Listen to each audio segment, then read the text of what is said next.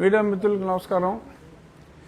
ఈరోజు మన సమావేశానికి ముఖ్య కారణం ఏంటంటే, గత కొద్ది రోజులుగా మన గౌరవ ముఖ్యమంత్రి గారు కూడా ప్రజా సమస్యలు ప్రత్యక్షంగా ఎమ్మెల్యేలు కూడా తెలుసుకోవాలి అని చెప్పిన మీదట చాలా ఎక్కువ మీటింగుల్లో ఈ మధ్యకాలంలో నాకు వచ్చిన కంప్లైంట్స్ ఏంటంటే, మైకుల గోల చాలా చోట్ల, ప్రెడామినెంట్లీ చర్చిల దగ్గర, కొన్ని చోట్ల దేవాలయాల వద్ద కూడా. అంటే మనకి పెద్ద మసీదులు ఈ సమస్య లేదు, ఎందుకంటే ముస్లిం సోదరులు ఉన్నదే చాలా తక్కువ. సో ఎక్కువగా చర్చిలు అక్కడక్కడ, ఎందుకంటే 90% దేవాలయాల్లో మైకులు ఆల్రెడీ లేవట, బట్ కొన్ని చోట్ల ఉన్నాయి. ఆ సమస్య ఎస్పెషల్లీ మొన్న పరీక్షల సమయంలో చాలా ఎక్కువగా, చాలాసార్లు ఫోన్లు కూడా చేసి, కొన్నిసార్లు డైరెక్ట్గా నాకు కూడా ఫోన్ చేసి, ఈ శబ్ద కాలుష్యం పిల్లలు చదువుకోవడానికి ఇబ్బందిగా ఉంది, ప్రతిరోజు అర్థం పర్థం లేని పాటలతో ఊదరగొట్టేస్తున్నారని చెప్పి, ఇళ్ల మధ్యన ఆ శబ్దాలు భరించలేకపోతున్నామని కంప్లైంట్స్ వచ్చినాయి. సో నాకు వచ్చిన కంప్లైంట్స్ ఎక్కువగా ఎక్కడ పడితే అక్కడ యథమిద్దంగా అనుమతి లేకుండా కట్టిన చర్చిల నుంచి వచ్చిన ధ్వని కాలుష్యం అయినప్పటికీ కూడా, ఒక రూల్ ఉన్నప్పుడు రూల్ అందరికీ సమానంగా ఉండాలి. చర్చికి ఒక రూలు, గుడికి ఒక రూలు అని ఉండటానికి వీల్లేదు. సో గుడిలో ఉన్న,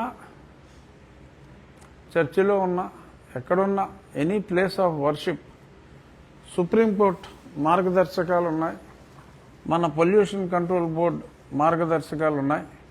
సో దీని మీద నేను ఆల్రెడీ మన నియోజకవర్గంలో ఈ ప్రజల దగ్గర నుంచి వచ్చిన ఫిర్యాదుల్ని చూసి, ఆ మైకులు న్యూసెన్స్ పోవాలి అని చెప్పి పర్మనెంట్గా పెద్ద పెద్ద స్తంభాల్లాగా వేసేసి పర్మనెంట్గా మైకులు పెట్టేశారు.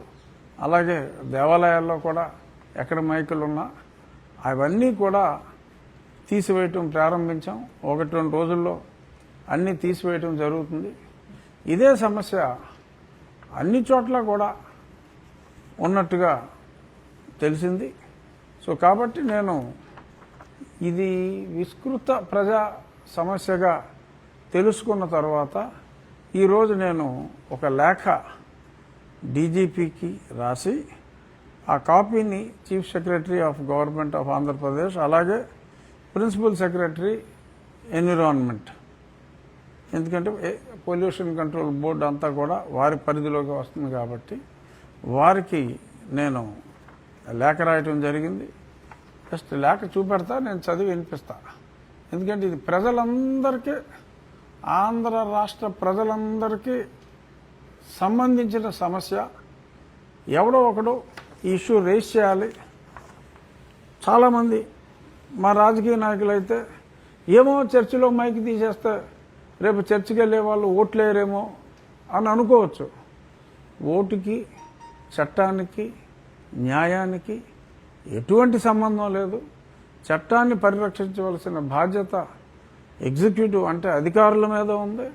అలాగే చట్టాలని చేసిన వాళ్ళకి కూడా అందులో బాధ్యత ఉంది. అంటే ఎమ్మెల్యేలకు కూడా, చట్టాలు చేసేవాళ్ళు, అది ఇంప్లిమెంట్ అవ్వకపోతే ఎవరైతే చట్టం చేశారో అది ఇంప్లిమెంట్ చేయని వాళ్ళ మీద, చేయకపోతే చర్యలు తీసుకునే అధికారం కూడా అసెంబ్లీకి ఉంది. సో ఖచ్చితంగా ఈ చట్టాన్ని అమలు చేయవలసిన బాధ్యత అధికారుల మీద ఉంది. ఓట్ల రాజకీయానికి ఇక్కడ తావు లేదు. ఇది నేను రాసిన లెటర్. ఏంటంటే, representation regarding the unauthorised and continuous use of loud speakers, sound systems at the places of worship, request for strict enforcement of noise pollution rules and BNS provisions. అంటే భారతీయ న్యాయ సంహిత ప్రకారం చట్టంలో ఏదైతే ఉందో అది ఇంప్లిమెంట్ చేయాలి. I am writing to bring to your immediate attention a growing public grievance concerning the rampant and unregulated use of loudspeakers by various places of worship across the state. While religious freedom is a fundamental right, it must not infringe upon the right to a peaceful life and health of general public. మతాన్ని propagate చేసుకుంటూ రాజ్యాంగం ఇచ్చిన హక్కు అయినప్పటికీ రాజ్యాంగమే జీవించే హక్కు, right to live and peaceful health, nuisance చేయకుండా ఉండే హక్కు కూడా, నేను ప్రశాంతంగా బ్రతికే హక్కు కూడా ఇచ్చింది రాజ్యాంగం. సో దాన్ని నువ్వు మిస్యూజ్ చేసి లౌడ్ స్పీకర్లు పెట్టి పొద్దున్నే పాటలు పెట్టేసి నువ్వు చదువుకునే టైంకి, నీ పిల్లలు చదువుకునే టైంకి, లేదంటే నువ్వు ప్రశాంతంగా మెడిటేషన్ చేసుకుంటూ ఉంటావు. ఇంట్లో అందరినీ మోడీ గారు యోగా చేయమంటున్నారు కదా, ఏదో చక్కగా యోగా చేసుకుంటూ ఉంటారు. ఓ పక్క నుంచి మీకు పాటలు వస్తాయి. ఒక గుళ్ళోనేమో నమో వెంకటేశ్వర వస్తుంది, ఇంకొక పక్క నుంచి చర్చిలోనేమో నమో యేసునాథ వస్తుంది. రెండు పొల్యూషన్లే. ఎవరో వేయకూడదు, నేను చెప్పేది ఎవరో వేయకూడదు. ఆ గుడికి వెళ్ళి ప్రార్థన చేసుకుంటారు, కావాలంటే వాళ్ళ ఇంట్లో టేప్ రికార్డర్లు వాళ్ళ పాటలు అంటారు తప్ప, నీకు నచ్చిన పాట నీకు నచ్చిన ప్రార్థనా మందిరంలో అక్కడ నివసించేవారు అందరి మీద రుద్దాలి అనే ప్రయత్నం చేయటం నేరము. అది ఎటువంటి నేరము అంటే,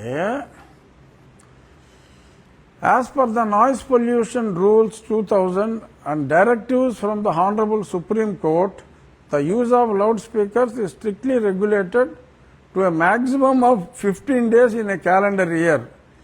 Despite this, many institutions are operating high decibel systems daily, causing several distress to students, the elderly and the patients.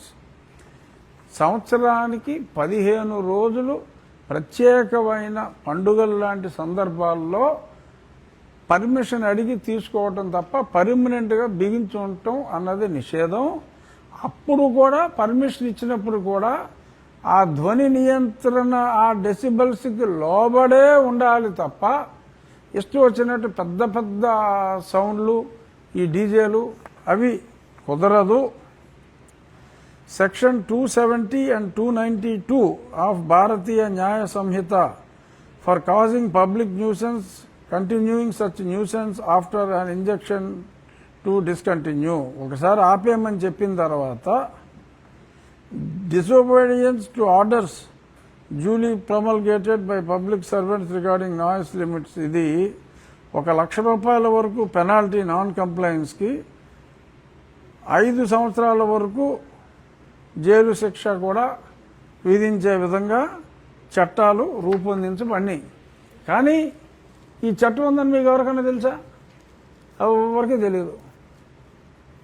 ఇది స్పెసిఫిక్గా తెలుసుకునేదాకా ఇంతమంది ఇన్ని గ్రీవెన్స్లు చెప్తున్నారు అని, దాన్ని ఏంటి, దీనికి సొల్యూషన్ ఏంటి అనేది పూర్తిగా ఆ చట్టాన్ని నేను అవగాహన చేసుకునేదాకా, ముఖ్యమంత్రి గారు చెప్పినట్టు పబ్లిక్ సమస్యలను వినమని, ఆ సమస్యలకి సొల్యూషన్ ఏంటి అని చెప్పి తెలుసుకునేదాకా నాకు కూడా మరి కేంద్ర ప్రభుత్వం, pollution control board norms, supreme court directions under 141, అంటే ఇది ఎందులోకైనా సరే సుప్రీంకోర్టు ఒక్కొక్కసారి వారు ఇన్వాల్వ్ అయ్యి డైరెక్షన్ ఇచ్చే సూపర్ అధికారం under article 141 of Indian constitution ఉంది.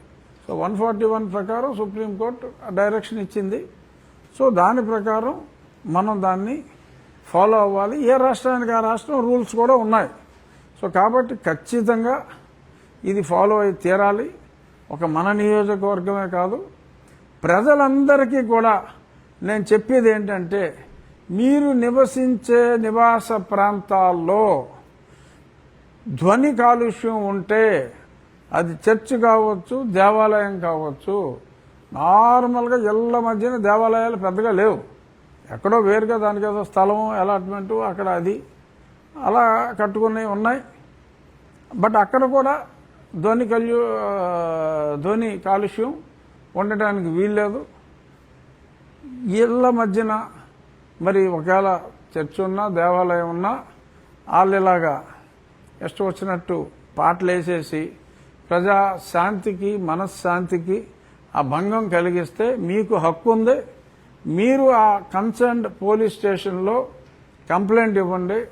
కంప్లైంట్ ఇచ్చిన తర్వాత మీరు ఆ పోలీస్ ఆ మైకు తీయకపోతే పోలీసు మీద కంప్లైంట్ ఇవ్వండి.